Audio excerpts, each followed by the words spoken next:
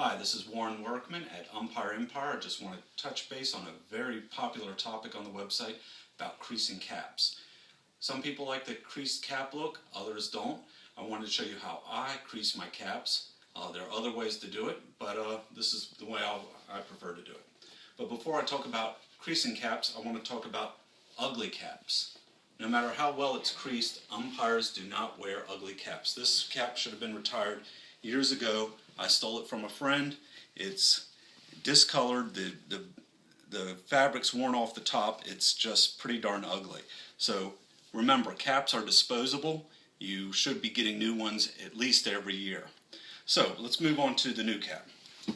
Have a brand new cap here from our friends at Umpire.com. And what I'm going to do is I'm going to show you my method for creasing it.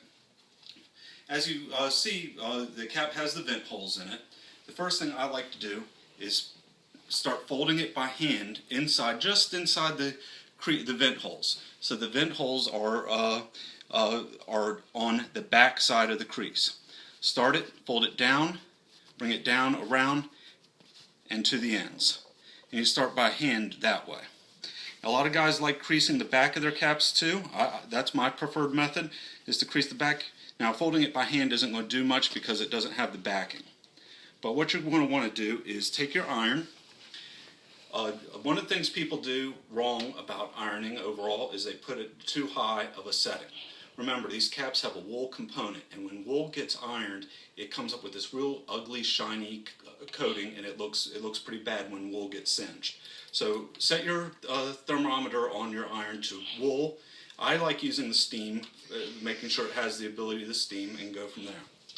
The next thing you're going to need, I like using a small washcloth or dish rag in this case. I don't like using the big fuzzy ones because the heat doesn't transfer.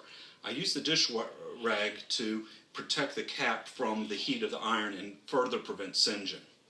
Then with the crease I've already done with my hands, I fold my rag over the same thing, and then I will set it on the iron and iron that crease in.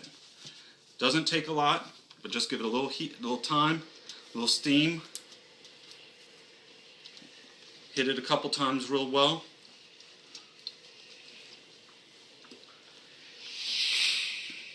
And when it comes out, you have your front crease. And this crease is going to hold up pretty well. It's pretty symmetrical because I use the vent holes as my guide. Then I'll go back and do the same thing on the back side. And fold it across that way later. A lot of guys like to keep their another step a lot of guys like to do is once they've created their creases and their folds, they like using a binder clip. They take the binder clip to hold their cap together, and it just keeps it pressed a little while longer and will give them that look even longer. So that was real quick and easy how I put the crease in my caps. If you like the creased look, give this a try. Let us know what you think. Thank you very much, and thank you for your support of Umpire-Empire.